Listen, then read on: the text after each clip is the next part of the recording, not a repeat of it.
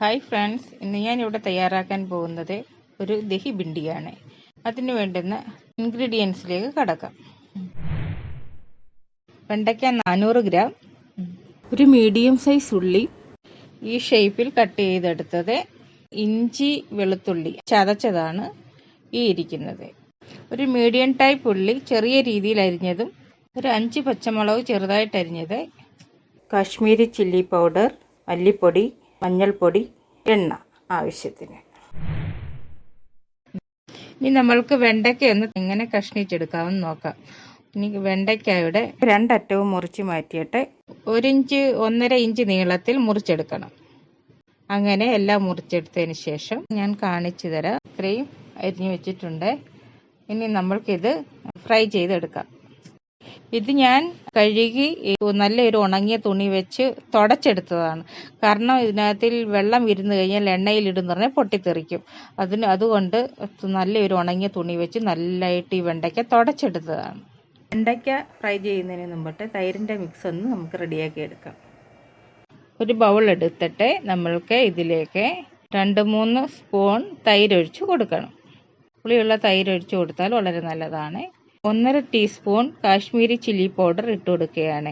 അതിനുശേഷം 1/2 teaspoon ജീരകപ്പൊടി, 1 teaspoon garam മസാലപ്പൊടി, 1/2 teaspoon മല്ലിപ്പൊടി. ഇത് നല്ല രീതിയിൽ യോജിപ്പിച്ച് വയ്ക്കണം. ഇനി നമ്മൾക്ക് ഒരു ചട്ടി വെച്ചിട്ട് ചൂടാക്കാം. ഇതിലേക്ക് കുറച്ച് എണ്ണ ഒഴിച്ചു കൊടുക്കാം. വെണ്ടയ്ക്ക വറുത്തെടുക്കാം. 2-3 മിനിറ്റ് എടുക്കണം ഇത് വറുത്ത് കോരിയെടുക്കാൻ. വെണ്ടയ്ക്ക ഒരു ഹെൽത്തി ഫുഡാണ്. അത് കൊഴുപ്പാണെന്ന് പറയുന്നത് കഴിക്കരുതെന്ന് പറയുന്നത് അത് വെറും വിഡ്ഢിത്തമാണ്. ഇത് നല്ലൊരു ഫുഡാണ്. ഇതെല്ലാവരും കഴിക്കണം. ഇനി നമ്മൾക്കിതിനെ കുറേശ്ശെ കോരിയെടുക്കാം.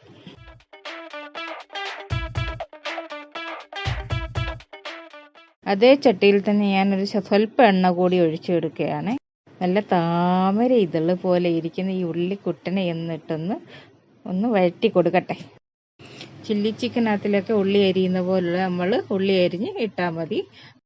അപ്പോൾ ഇത് നമ്മൾ കുറച്ചൊന്ന് വഴറ്റി പെട്ടെന്ന് ഇനി കോരിയെടുക്കണം. കാരണം ഇത് ഒരു 10 മിനിറ്റ് ഇനി വേകാനുള്ളതാണ് വെണ്ടയ്ക്കയുടെ കൂടെ. ശേഷം ശകലം കൂടി എണ്ണ ഒഴിച്ചു കൊടുക്കണം. അതിൽ നമ്മൾക്ക് 1 സ്പൂൺ ജീരകവും കൂടി ഇട്ട് കൊടുക്കണം.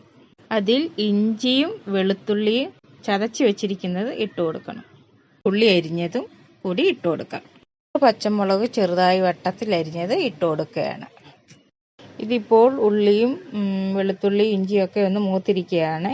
ഇതിപ്പോൾ ഞാൻ ഫ്ലെയിം ഓഫ് ചെയ്ത് വെച്ചിരിക്കുകയാണ്. 1 സ്പൂൺ മുളക് പൊടി, 1 സ്പൂൺ മല്ലിപ്പൊടി, 1/2 ടീസ്പൂൺ മഞ്ഞൾപ്പൊടി. ഞാൻ ഫ്ലെയിം ഓൺ ആക്കിയാണ്. കുറച്ച് വെള്ളം ഒഴിച്ചു കൊടുക്കാം.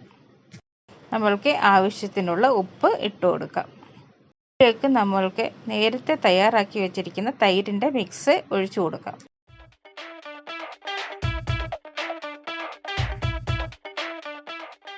നേരത്തെ വറുത്ത് വെച്ചിരിക്കുന്നതായിട്ടുള്ള വെണ്ടയ്ക്കയും ഉള്ളിയും നമ്മൾക്ക് ഇതിലേക്ക് ഇളക്കി കൊടുക്കാം.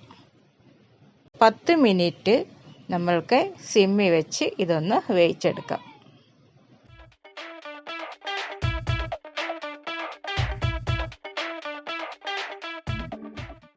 ഇത് നമ്മൾക്കൊന്ന് അടച്ചു വെച്ച് ഒന്ന് ശരിയാക്കി എടുക്കാം.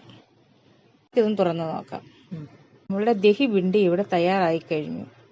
ഈ വീഡിയോ നിങ്ങൾക്ക് ഇഷ്ടമായെങ്കിൽ ലൈക്ക് ചെയ്യുക, കമൻറ്റ് ചെയ്യുക, ഷെയർ ചെയ്യുക. ഈ ചാനൽ നിങ്ങൾ ആദ്യമായി വരികയാണെങ്കിൽ ആ സബ്സ്ക്രൈബ് ബട്ടൺ ഒന്ന് അമർത്തിയേക്കണം. അടുത്ത് കാണുന്ന ബെൽ ബട്ടൺ കൂടി ഒന്ന് അമർത്തിയേക്കണം.